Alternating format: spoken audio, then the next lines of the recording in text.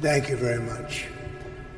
Vice President Vance, members of the Cabinet, members of the House and Senate, distinguished guests, Darlene, and the entire Graham family.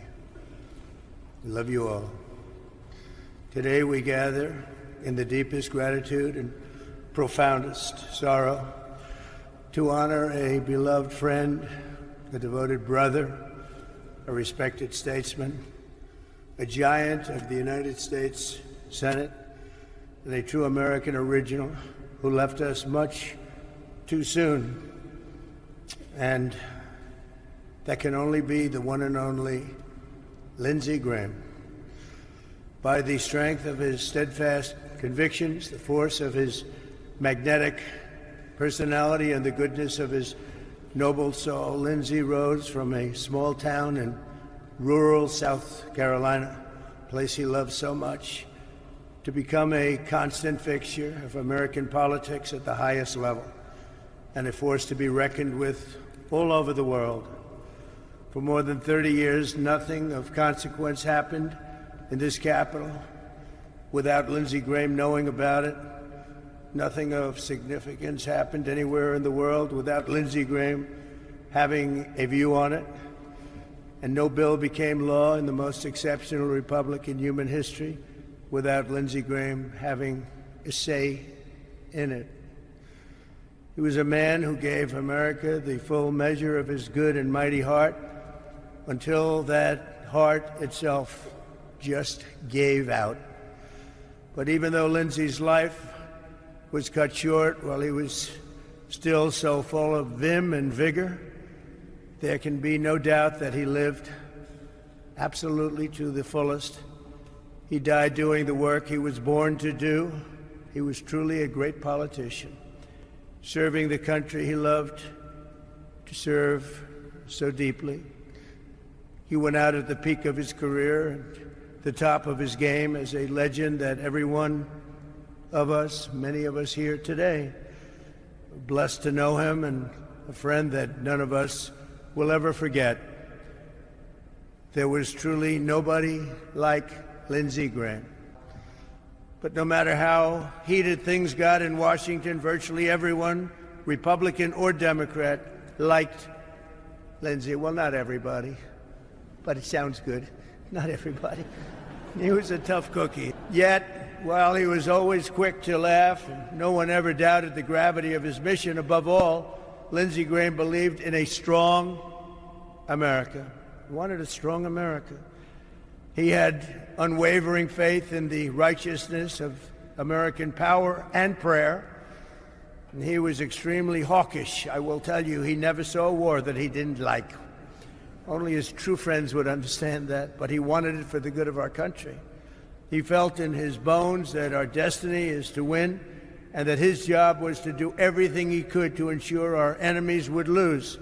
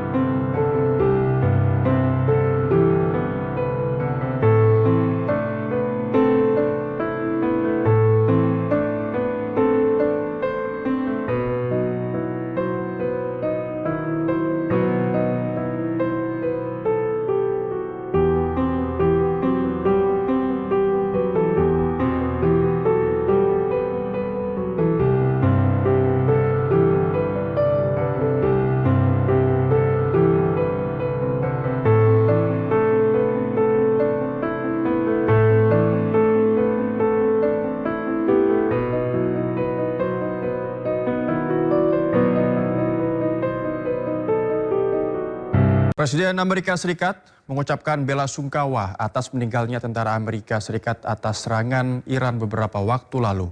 Namun serangan yang dilakukan Iran tidak hanya di pangkalan militer Amerika di negara Teluk, tetapi juga di Selat Hormuz. di mana terdapat 2 kapal tanker juga meledak akibat serangan Iran. Well, we feel very badly, but you know, those great people, those great patriots were out there fighting that Iran cannot have a nuclear weapon. Iran has been very, very badly damaged. They've lost everything almost militarily. They've got very little left. They've got some missiles. They've got some drones. They've got some manufacturing ability, not much. We control the Strait. They don't control anything. So we'll see what happens. But we hit them very hard again tonight. And we did that in honor of the probably three. It's probably three as opposed to... Beralih ke informasi mancanegara, pemirsa, Amerika Serikat menyerang Iran 9 malam berturut-turut. Serangan ini menyusul tewasnya tentara Amerika Serikat di Irak. Komando Pusat Amerika Serikat CENTCOM mengumumkan gelombang serangan terhadap aset militer Iran pada hari Minggu. Serangan rudal dan jet tempur Amerika Serikat menargetkan pertahanan udara, pengawas pantai, maritim, serta peluncuran rudal dan drone Iran. Washington telah melakukan serangan berulang kali di wilayah Iran pekan ini.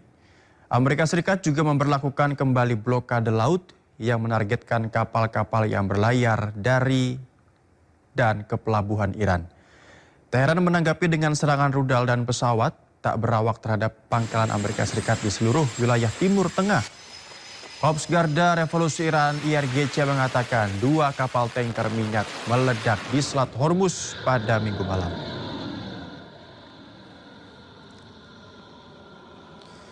Sirine meraung di kota aman saat angkatan bersenjata Yordania mencegat serangan rudal Iran. Angkatan bersenjata Yordania berusaha mencegat 3 rudal balistik milik Iran. Sementara rudal keempat Iran jatuh di daerah terpencil. Kedutaan Besar Amerika Serikat di Aman mengklaim bahwa pihak berwenang mengevakuasi bandara dan pelabuhan internasional Aqaba. Mereka menyarankan warga Amerika untuk menghindari perjalanan ke kedua lokasi tersebut.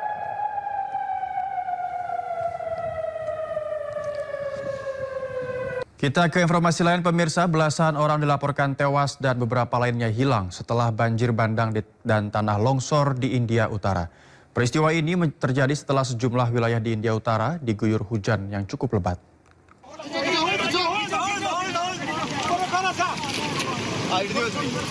Sejumlah petugas penyelamat menggunakan tali berusaha menyeberangi sungai yang meluap untuk menyelamatkan sejumlah warga yang terjebak banjir bandang.